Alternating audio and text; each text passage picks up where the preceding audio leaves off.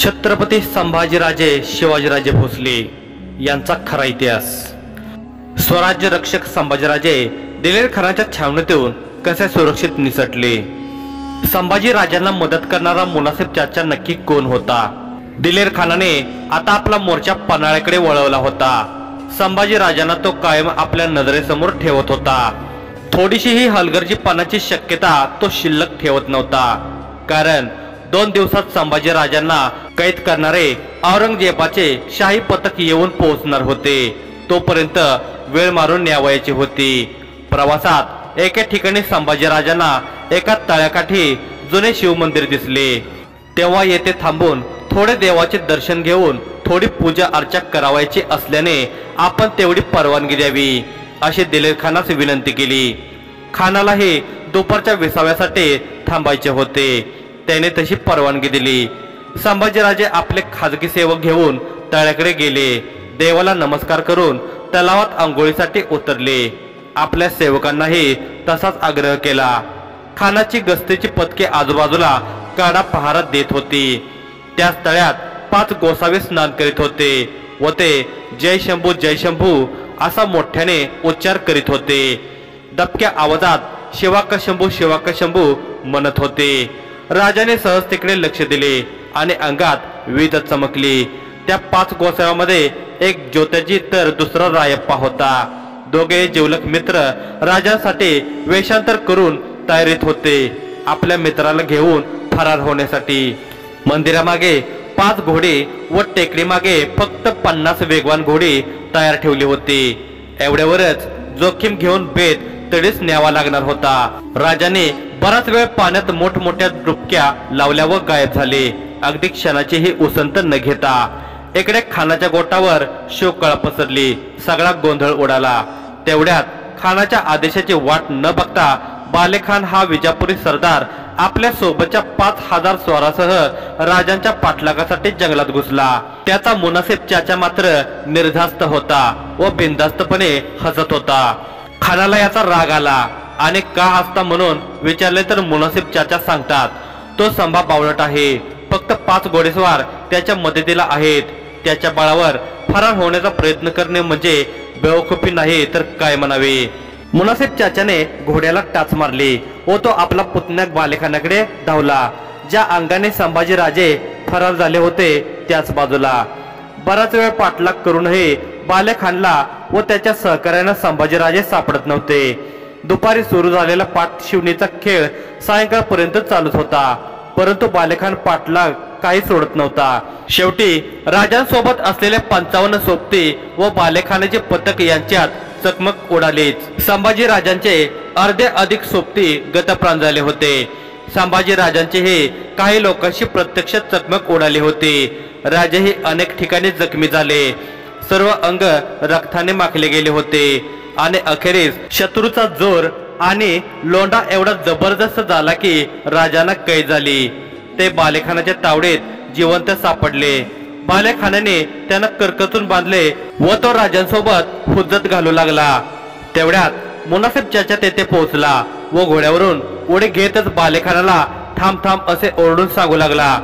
निसरडा कडा भाल्याच्या आधाराने उतरत तो बालेखानाला थांबण्याचा इशारा करीत होता, परंतु बालेखान संभाजीराजांना शिव्याशाप देत त्यांची दाढी जोरात ओढत होता। म्हणून संभाजीराजे त्याच्या तोंडावर थुंकले। तसा त्याला जबरदस्त राग आला व त्याने राजांच्या डोक्यात घालण्यासाठी तलवार उपसली आणि पुढील क्षणात तो संभाजीराजावर वार करणार। तेवढ्यात पाठीमागून वेगाने एक भाला आला आणि रापकन बालेखानाच्या पाठीत घुसला। सारे मुघल सैनिक बुचक्यात पडले। भाला फेकून मारणारा दुसरा तिसरा कोणी नव्हता, तर तो मुनासिब चाचा होता, बालेखानाचा सक्का चुलता। मुनासिब चाचाला बालेखानाबद्दल खूप प्रेम होते। त्याने त्याचा देह पोटाशी कवटाळला, परंतु बालेखान पहिल्याच झटक्यात यमसदनास गेला होता। आता मुनासिब चाचा धाय मुकलून रडत होता, परंतु त्याला आपल्या कृत्याचा पश्चाताप मात्र नव्हता। मुनासिब चाचाचे सर्व साथीदार गोंधळात पडले होते व हा काय प्रकार आहे? शंभू राजांना वाचवण्यासाठी चाचेने आपल्या एकमात्र वारसाला का मारले असावे, हे कोडे त्यांना उमगत नव्हते। त्या सर्व साथीदारांना मुनासिब चाचांचा खूप राग आला होता। न राहून एकाने धाडस करून रागाने विचारले, चाचा, आपण एका कापरासाठी आपल्या पुतण्याला मारले. रडत रडत चाचा बोलले, दोस्तांनो, जे झालं ते खूप वाईट झालं. बालेखान माझा एकमात्र वारीस होता, पण काय करणार, एक बालेखान मेलेला पाहून तुम्हाला वाईट वाटतं तर मित्रांनो जबाब द्या. मला जेव्हा अथनी आणि तिकोट्याला हा बदमाश दिलेर खान भर चौकात इस्लामी आया बहिणीची इज्जत लुटत होता, झाडांना लटकवून फाशी देत होता, तेव्हा का वाईट वाटलं नाही तुम्हाला? तेव्हा कुठे गेली होती तुमची हमदर्दी आणि मर्दुमकी? पण तो अत्याचार बघून फक्त एकच जेव्हा मर्द दिलेर खानाला जाब विचारण्यासाठी हातात तलवार घेऊन धावला होता. इस्लामी आया बहिणीचे अब्रू वाचवण्यासाठी अन्यायाविरोधात तलवार उचलणारा कोण होता? तो फक्त शिवपुत्र संभाजी होता. चाचांच्या या बोलण्यावर तर सगळे पार गोंधळून गेले होते. चाचा आखिर क्या कहना चाहते हो असे विचारू लागले. बस एवढेच. आज औरंग्याला एक सरदार दक्षिणेत येऊन आपल्या इस्लामी आया बहिणीवर इतके अत्याचार करतो, मग स्वतः औरंगजेब आल्यावर काय होईल? बिलकुल. चाचा समोरील काही स्वार बोलले. मी खुदाची कसम खाऊन सांगतो, आम्हा शियापंथीय दख्खनी मुसलमानांसाठी आलम दुनियेतील सर्वात मोठा कापर जर कोण असेल तर तो औरंगजेब बादशाह आहे. हा मराठ्यांच्या राज्याचा अंत केल्यावर आपल्या विजापूरच्या आणि गोवळकोंड्याच्या सल्तनती एक दिवसही जिवंत ठेवणार नाही. आपण हे कसे विसरून गेला की गेल्या वर्षी ज्या शिवाजीने दुष्काळग्रस्त विजापूरकरांच्या मदतीला 10,000 बैलांच्या पाठीवरून धान्य पाठवले होते, औरंगजेबाने नव्हे.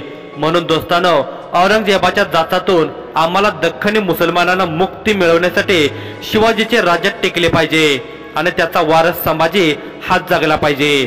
तोच या औरंगजेबाचा खात्मा करेल आणि आपणाला अभय मिळेल.